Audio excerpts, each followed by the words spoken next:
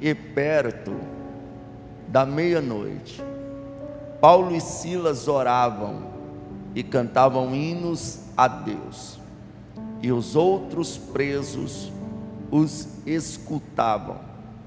E de repente sobreveio um tão grande terremoto, que os alicerces do cárcere se moveram, e logo se abriram todas as portas, e foram soltas as prisões de todos.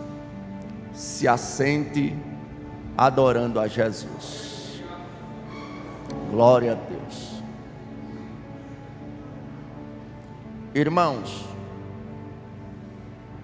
o texto que ora nós acabamos de ler é bastante conhecido de todos os irmãos.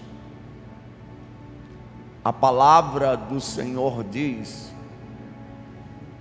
que no início da igreja, um homem chamado Saulo de Tarso, ele perseguia os cristãos e os obrigava a blasfemar contra Deus. Tudo isto em nome da religião, da religiosidade. Ele achava que estava fazendo um bem, mas ele estava perseguindo a igreja de Cristo Jesus. E o religioso é assim: em nome da religião, ele mata pessoas, ele destrói pessoas, ele destrói vidas.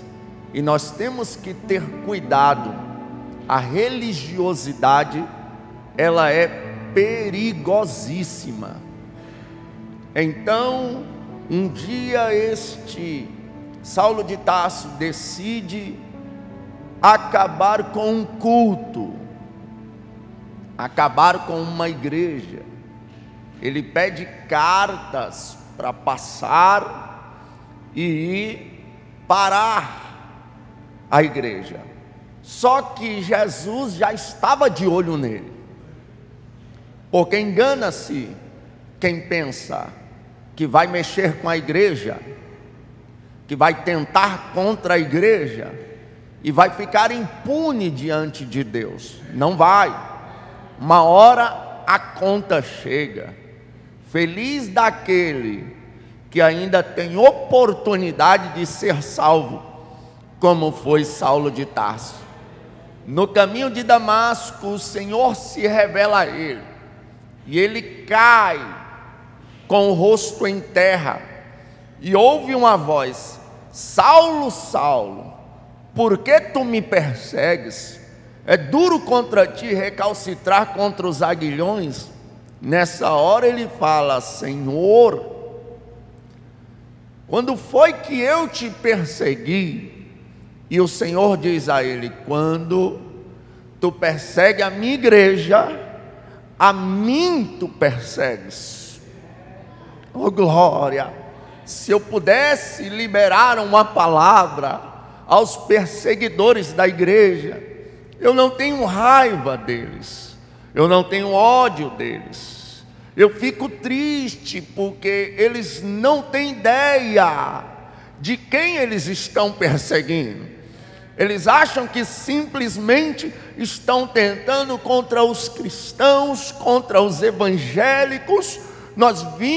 Eu vi alguém dizer, e concordo com sua fala, em graus, gêneros e números, que o grito, aleluia, silencioso mais alto da história foi dado agora nas Olimpíadas por uma moça em Libras, dizendo que Cristo é o caminho, a verdade e a vida. E esta moça correu o risco de ser punida, porque eles odeiam a igreja, eles odeiam os cristãos, eles odeiam o cristianismo, mas eles não sabem que se estão perseguindo a igreja, eles estão perseguindo a Cristo Jesus. E uma hora Cristo, Rei dos Reis e Senhor dos Senhores, vai lhes dar o que eles merecem. E Saulo perseguia a igreja, só que agora de perseguidor ele passa a ser perseguido, porque ele se converte. Deus dá uma ordem ao profeta Ananias que vá, impõe as mãos para que este seja cheio do Espírito Santo.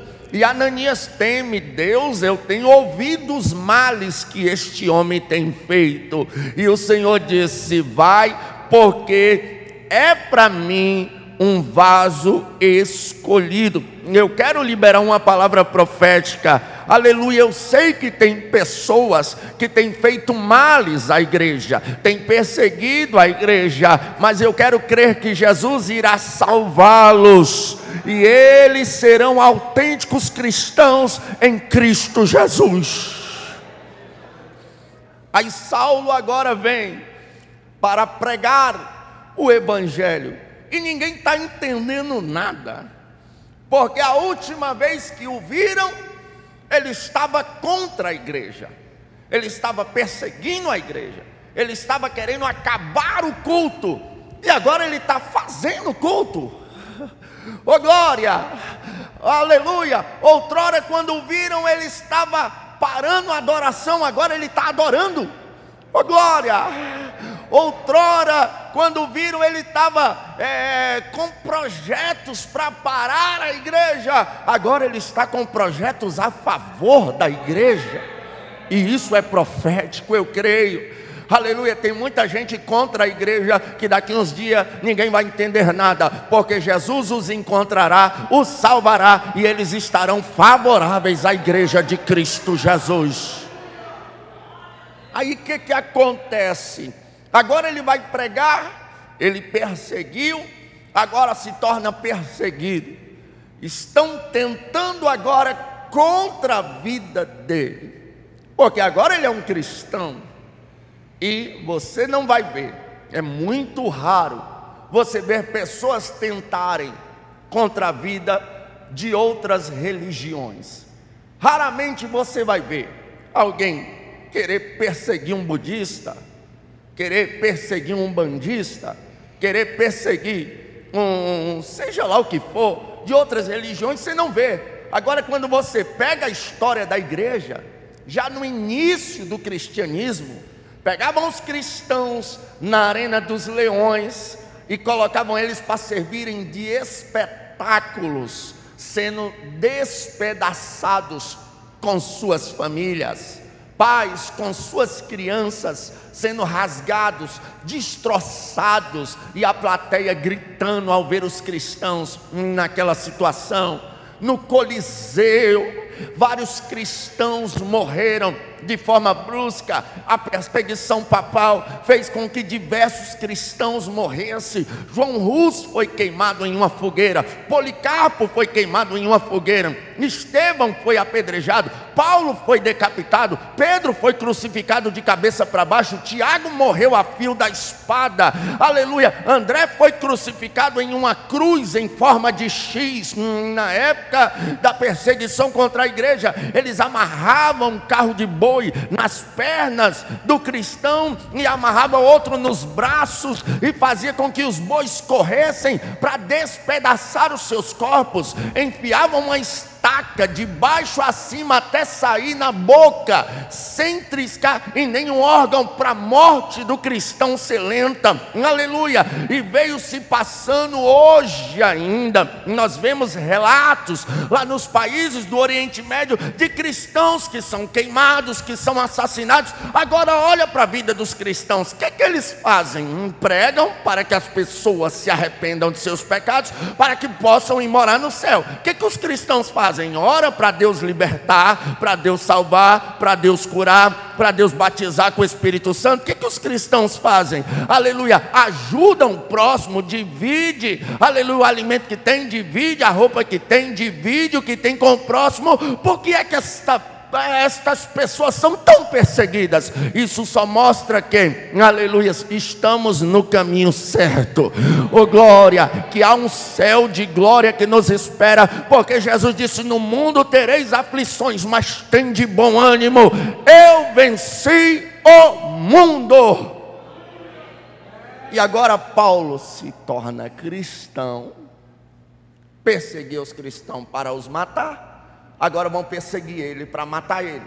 Aí descem Saulo dentro de um cesto pelos muros de Jerusalém, e ele fica 14 anos sem aparecer, sem pregar. Olha, um homem que a conversão dele foi extraordinária. O próprio Jesus pregou para ele. O próprio Jesus enviou um profeta para pôr a mão nele e ele ser cheio do Espírito Santo. O próprio Jesus lhe fez um pregador do Evangelho. Mas ainda assim, com todo esse histórico, ele vai ficar 14 anos sem dar as caras. 14 anos sem pregar. Aí a gente se depara no nosso século com uma geração imediatista que aceita Jesus hoje e quer ser pastor presidente amanhã.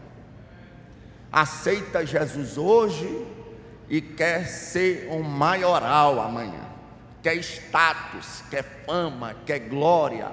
Mas tudo tem o tempo. Davi foi ungido, 14 anos depois assumiu o trono. Jesus Cristo de Nazaré apareceu na sinagoga, pregou uma mensagem que deixou doutor de boca aberta, mas só voltou a pregar aos 30 anos de idade. João Batista foi cheio do Espírito Santo ainda no ventre de sua mãe.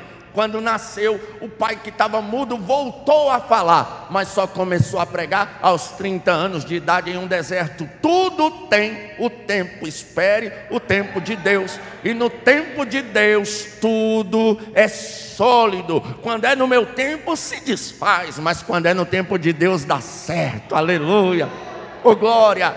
Mas agora ele vai fazer algumas obras missionárias. Primeiro com Timóteo, vão ir para o campo missionário e vão levar um rapaz chamado João Marcos com ele. No meio do caminho, João Marcos volta para trás, e isso deixa Paulo chateado, porque ele não concluiu a obra com eles. E quando eles voltam, se preparam para uma nova obra missionária. Quando vão partir, Timóteo quer levar novamente João Marcos, e Paulo não deixa. Paulo fica indignado, esse menino não vai. E a Bíblia diz que houve uma dissensão entre Paulo e Timóteo, dois obreiros de grande valor, dois obreiros abençoados, dois amigos no campo missionário, estão se desentendendo, mas não deixaram de ser crentes por isso. Na nossa caminhada, na nossa trajetória, nós vamos até nos desentender com alguém. Nós só não podemos morrer desentendidos com ele. Aleluia. A Bíblia Sagrada diz que quando Paulo está prestes à sua partida, ele vai dizer: traga os meus livros, traga a minha capa e traga também João Marcos, porque é um obreiro de grande valor. Então, aleluia, se desentenderam no passado, mas, aleluia, reconheceram o valor um do outro no futuro. Assim tem que ser o crente, oh glória. Aí o que acontece? Olha só, Paulo agora, depois de se desentender com Timóteo, ele vai andar com Silas, e eles vão para um caminho que o Espírito Santo não vai deixar eles ir pregar. O Espírito Santo impede que eles vão pregar, e o pregador tem que estar atento a isso. Tem lugar que Deus não quer que ele vá pregar, e se o Espírito Santo não quer que eu vá pregar, eu não posso ir. Mas a oferta lá é grande, e daí o Espírito Santo não quer que eu vá. Mas lá tem muitas almas para ganhar, mas o Espírito Santo não quer que eu vá. É melhor obedecer do que sacrificar. Aí Paulo tem uma visão, com um varão falando: passa a Macedônia e ajuda-nos. Ele entende que o Espírito Santo de Deus quer que eles vão pregar a Macedônia. E eles vão para a Macedônia. Quando chegam lá, eles vão ficar na casa de uma mulher. E agora eles, como era de costume, a igreja primitiva, todas as vezes que você estudar sobre a igreja primitiva, você vai ver eles orando. Um hábito que a igreja primitiva nunca abandonou era a oração. Por que é que a igreja moderna está se esfriando? Porque temos cultos com entretenimento, temos culto com teatros, jograis, e nada contra, mas o problema é que os cultos de campanha, o culto das rosas, o culto das preciosas, o culto das flores, é lotado de gente, mas o culto da oração é vazio. O culto da oração tem 3, 4 irmãs do coque que ainda sustentam a igreja nas costas. Aí vamos para o culto e ainda saímos. Que culto frio!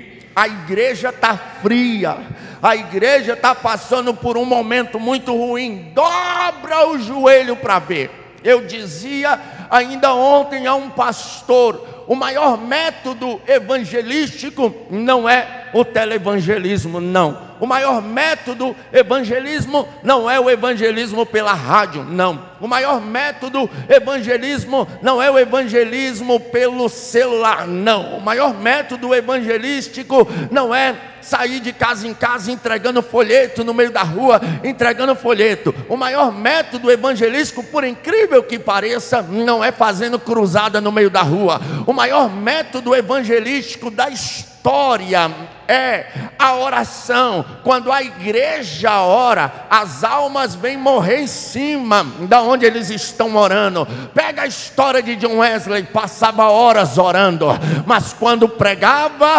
aleluia, o céu se abria, aleluia. Perguntaram para ele: o que é que acontece com o seu ministério? Por que tantas almas vão te ver pregar? Ele dizia assim: eu apenas me coloco em chamas e eles me vêm ver queimar. Aleluia. É isso que a igreja moderna precisa entender. Não adianta fazer grandes congressos, não adianta fazer marchas para Jesus, não adianta fazer shows gospel, mas se a igreja dobrar os joelhos, o céu vai se rachar pelo meio e Deus vai salvar almas. Mas é a oração, é o clamor. Aí eles estão indo orar, só que no caminho da oração, a Bíblia diz que uma menina possuída por um espírito de adivinhação, a qual adivinhava e dava grandes lucros aos seus senhores. Vendo Paulo e Silas, ela dizia: esses que vos anunciam o evangelho são homens de Deus. Esses que vos anunciam o caminho da salvação são homens de Deus. E todas as vezes que Paulo e Silas passava, ela dizia a mesma coisa: estes que vos anunciam a salvação são homens de Deus. Ela tinha uma mensagem de elogio nos lábios. Toda vez que ela via os servos de Deus, ela liberava elogios. Ela tinha uma mensagem de amassagear o ego, mas ela estava possuída por um espírito de engano. Quando foi um dia, Paulo, esse dia eu acredito que acordou arretado, como diz lá no meu Nordeste. Aí ela veio com a mesma conversa: esse que vos anunciam o caminho da salvação são homens de Deus. Paulo olhou para ela e disse: espírito maligno, sai dela. Vendo seus senhores que a esperança do seu lucro estava perdida, açoitaram Paulo e Silas e os prenderam em um presídio de segurança máxima. Nós vemos aqui algo, aleluia, que me chama a atenção. Primeiro, ela adivinhava para gerar lucro aos seus senhores. Revelação que gera lucros não vem de Deus. É um espírito de adivinhação.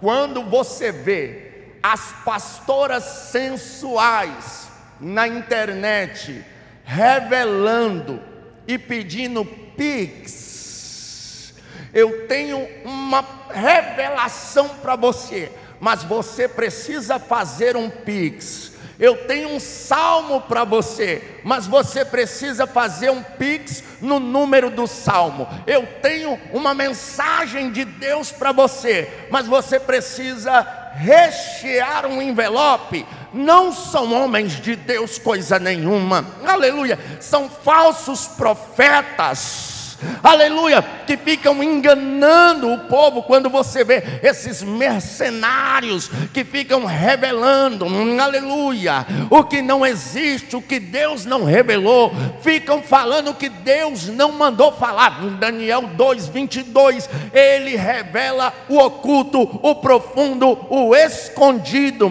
É isso que Deus revela. Me diz uma coisa: meu CPF está oculto? Não está. Teu CPF está oculto? Não está. O endereço da tua casa está oculto? Não está. O nome dos teus parentes está oculto? Não está. Então essa palhaçada gospel tem que acabar. A igreja precisa abrir os olhos e colocar esses falsos profetas para procurar uma lavagem de roupa, porque a intenção deles é lucrar, a intenção deles é ganhar, a intenção deles é ficar rico, adivinhando, revelando o que não existe, enganando os servos de Deus. Mas aonde há o Espírito, aí há liberdade. Eu sou continuista, eu creio na ação do Espírito Santo e na manifestação dos dons, e os dons não cessaram, e por não cessarem eu quero liberar uma palavra profética: o discernimento de espírito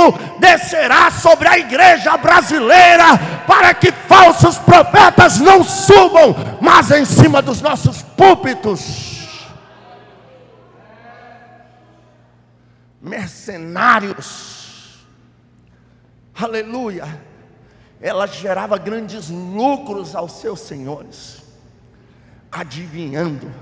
Quando algo é feito para lucrar, não é o Espírito de Deus. É pesado o que eu vou dizer aqui, mas é uma realidade, aleluia. Se eu prego para ganhar dinheiro, não é o Espírito de Deus. Se eu louvo para ganhar dinheiro, não é o Espírito de Deus. Aleluia. Se eu faço qualquer coisa para enriquecer através da fé, para virar um profissional da fé, para virar um artista da fé, não é o Espírito de Deus. Mas Deus tem uma geração de Paulo e Silas, aleluia, que estão cheios do Espírito, até o tutano que tem discernimento do Espírito, e vai expulsar esse espírito de adivinhação, esses espíritos malignos que só querem lucrar, só querem enriquecer através da fé alheia, aleluia. Mas Paulo e Silas olharam e Paulo disse: saia. Aí a Bíblia diz: e vendo os seus senhores que a esperança do seu lucro estava perdida, aleluia.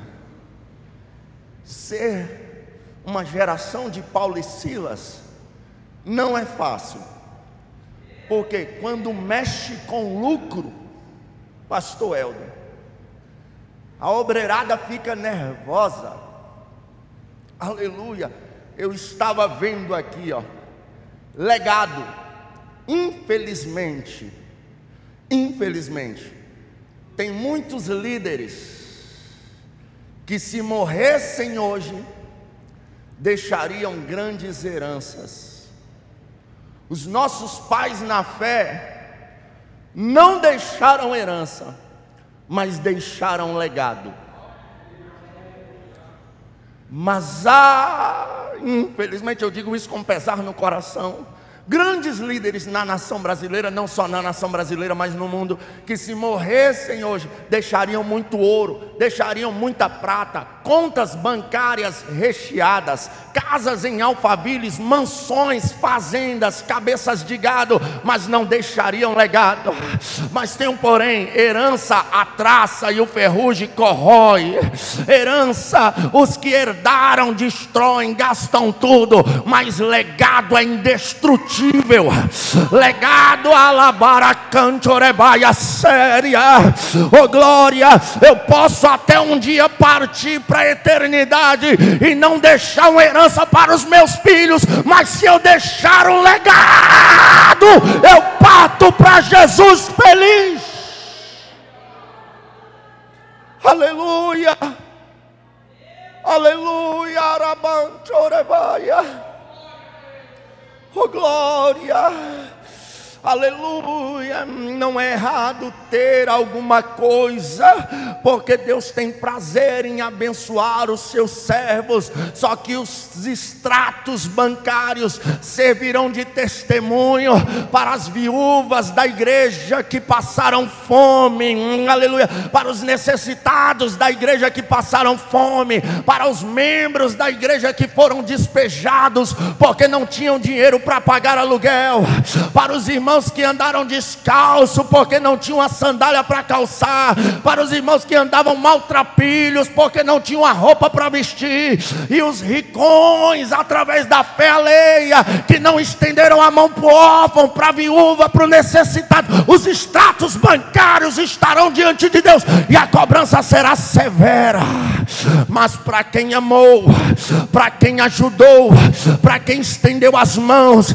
Jesus vai dizer: vinde benditos de meu Pai, possuí por herança o reino que vos está preparado desde a fundação do mundo, porque tive fome e me deste de comer, tive sede e me deste de beber, tive nu e me vestisse, tive doente e me visitaste.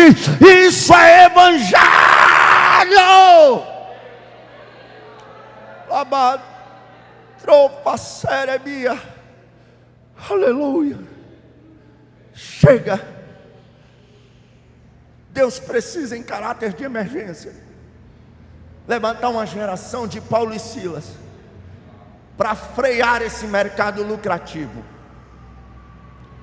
para acabar com essas mamatas gospel. E Deus precisa levantar uma geração de profeta sério, de pregador sério, de ministro de adoração sério. Aleluia. Oh glória, que faz a obra por amor, e fazendo por amor, aquele que é o amor em pessoa cuida, sustenta, guarda, protege. Aleluia. E aí Paulo e Silas, quando Paulo expulsa aquele demônio, eles são açoitados com varas e presos em um presídio de segurança máxima. Pelo andar da carruagem, não vai 3 anos. E isso é pesado porque é profético. Pelo andar da carruagem, não vai 3 anos para que o que aconteceu com Paulo e Silas aconteça com a igreja brasileira. Expulsou o demônio, vai ser preso.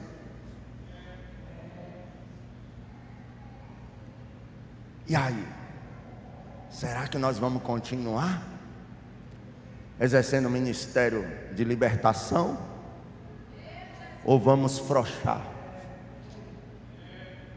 Que Deus nos guarde, viu? Aí Paulo e Silas são presos. Só que perto da meia-noite, oh glória, eu imagino Silas olhando para Paulo e dizendo: Paulo, antes de a gente ser preso e levar uma surra aqui, o que a gente estava indo fazer mesmo? Orar. E o que é que nos impede de orar? Nada. Então vamos orar. Oh glória. E a Bíblia diz que os outros presos os escutavam. E eles começam a orar e cantar, orar e cantar, orar e cantar, orar e cantar, açoitados e orando e cantando, perseguidos e orando e cantando, caluniados e orando e cantando, sofrendo e orando e cantando, aleluia. Essa é a vida do cristão e Satanás não entende nada. Na prova, celeiro vazio, sendo perseguido, tribulação no casamento, tribulação no meio dos filhos, orando e cantando, orando e cantando. E os outros presos ouvindo Paulo e Silas. Tem um louvor da harpa cristã que eu tenho convicção que, se não foi este cantado, foi um bem parecido, viu? Eu imagino Paulo e Silas orando, começaram um clamor, um fervor de oração, e depois, bora cantar um hino, Silas. Bora, eu tenho um hino aqui, ó, que eu estou compondo, ainda não está pronto, será que tu me ajuda? Silas, eu tenho fé para a gente compor esse hino agora. Eu imagino Paulo, ó, o começo dele é assim: já achei uma flor gloriosa, e quem deseja a mesma terá, a rosa de Saron preciosa, entre mil mais beleza terá. No vale de sombra e morte, nas alturas de glória e luz, essa rosa será minha sorte. E os presos ouvindo: precioso para mim é Jesus. E Paulo: precioso para mim é Jesus. Precioso para mim é Jesus. Eu confesso na vida e na morte que tudo para mim é Jesus. Eu imagino Silas: Deus me deu a segunda estrofe, Paulo, e os presos ouvindo, aleluia. Já de muitos foi achada a rosa e provado excelente odor, e o poder desta flor gloriosa que dá vida ao vil pecador. Vocês estão me ouvindo, preso? Olha esse homem aqui, ó. Muito zeloso pela lei foi Saulo, perseguia o povo de Deus. Tá vendo ele aqui? Mas transformado foi em um Paulo, pois achou ele a rosa dos céus. Aí eles cantavam: precioso pra mim é Jesus. Aleluia, oh glória. Aí eu imagino Deus lá do céu: não dá pra ficar aqui não, bora descer lá e tremer tudo. E começou a tremer, tremer, tremer, tremer, tremer, tremer, tremer. Tem adorador aí? Ah!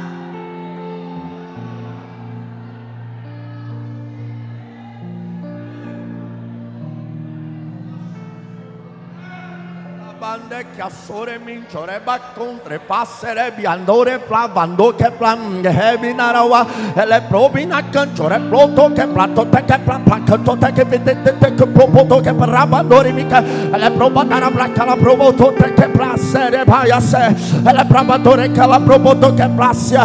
Daqui a pouco as cadeias que prendiam os pés de Paulo e Silas quebraram, aleluia. As cadeias que prendiam as mãos e os pés dos presos quebraram, aleluia. E o terremoto continua. Aí começa Helder a abrir todas as portas, pastor Joaquim. A Bíblia diz que abriu todas as portas. Ei, Deus está vendo tu sendo açoitado, Deus está vendo te caluniando, Deus está vendo a injustiça, mas Ele vai descer na terra, vai tremer tudo, as cadeias vão cair e as portas se abrirão.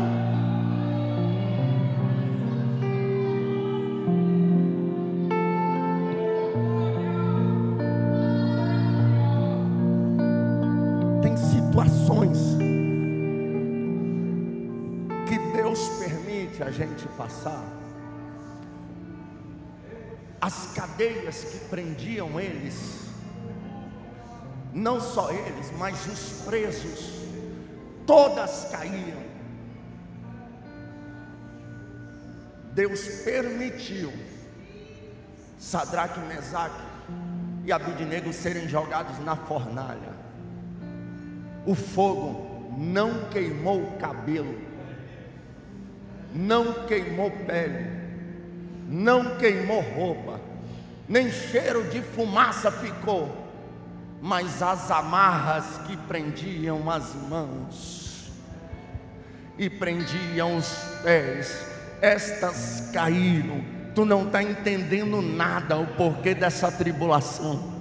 Tu começou a orar igual Paulo e Silas estavam indo orar, e o negócio estreitou, dificultou, a perseguição veio, a prisão veio, mas isso é sinal que Deus respondeu a tua oração do céu. Aleluia.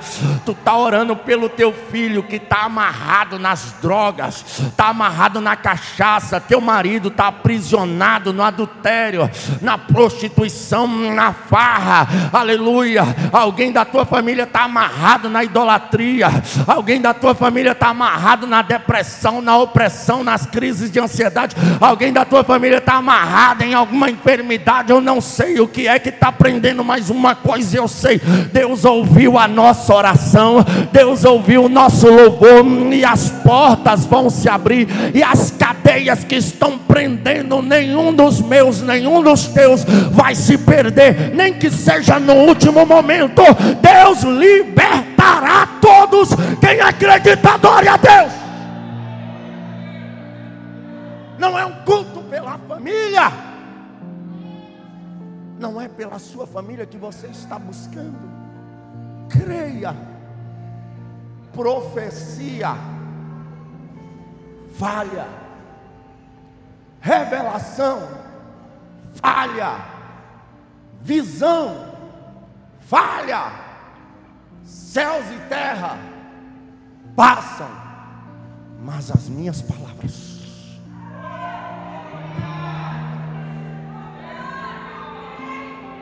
alabado que fácil, alabacanjorebaia, aleluia. Tu está entendendo por que Satanás quer pôr mais entretenimento do que palavra? Está entendendo por que Satanás quer tirar os pregadores do evangelho e fazer eles virarem coachings? Está entendendo por que Satanás quer tirar os pregadores do evangelho e fazer eles não pregarem mais a sã doutrina, mas pregar fábulas para uma geração que tem comichão nos ouvidos? Está entendendo por que a cada dia que passa as escrituras estão cada dia mais saindo, o evangelho genuíno? Porque Satanás sabe, aleluia, que o que não falha é a palavra de Deus, aleluia. Mas enquanto ele está lutando para tirar a palavra, tem uma geração comigo que não vai deixar, aleluia, aleluia.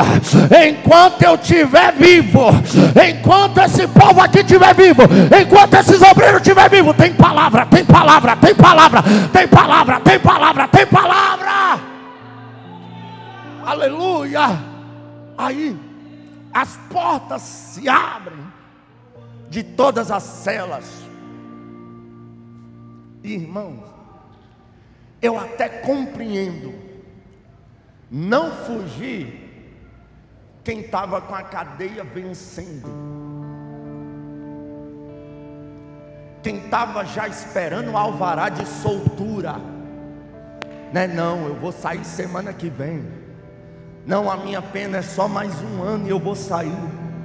Eu não vou fugir para mim se complicar mais.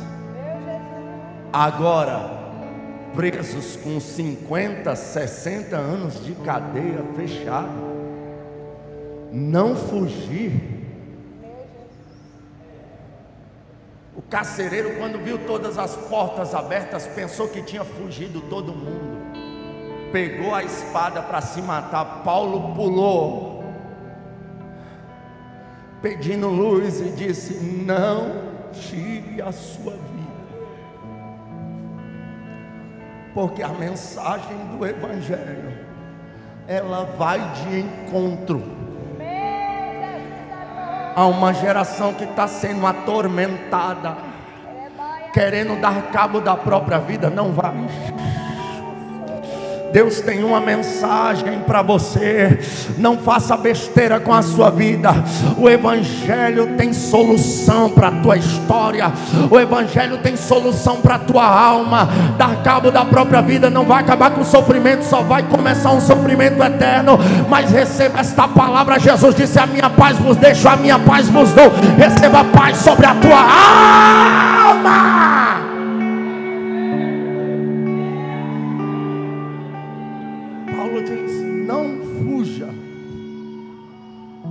Estão todos aqui. Por que é que eles não fugiram? Porque de maior prisão eles foram libertos. A prisão da alma, as prisões espirituais. Porque o homem, quando é livre, aleluia, espiritualmente, pode prender ele em cadeias, pode prender ele em masmorras, podem acender fogueira para queimá-lo. Ainda assim ele consegue ter paz. Aí o carcereiro: o que eu preciso fazer para ser salvo? Paulo libera uma palavra que eu quero que você não ouça normalmente agora. Eu quero que você ouça com aquele: quem tem ouvidos, ouça o que o Espírito diz às igrejas. E o que é que eu tenho que ouvir, pregador? Crê no Senhor Jesus e serás salvo, tu e a tua casa. Eu vou repetir: crê no Senhor Jesus e será salvo tu e a tua casa. Aleluia, oh glória. Quem creu aqui? Levante a mão. Nós já cremos, então a nossa casa será salva também. Quem crê? Se coloca de pé em nome de Jesus.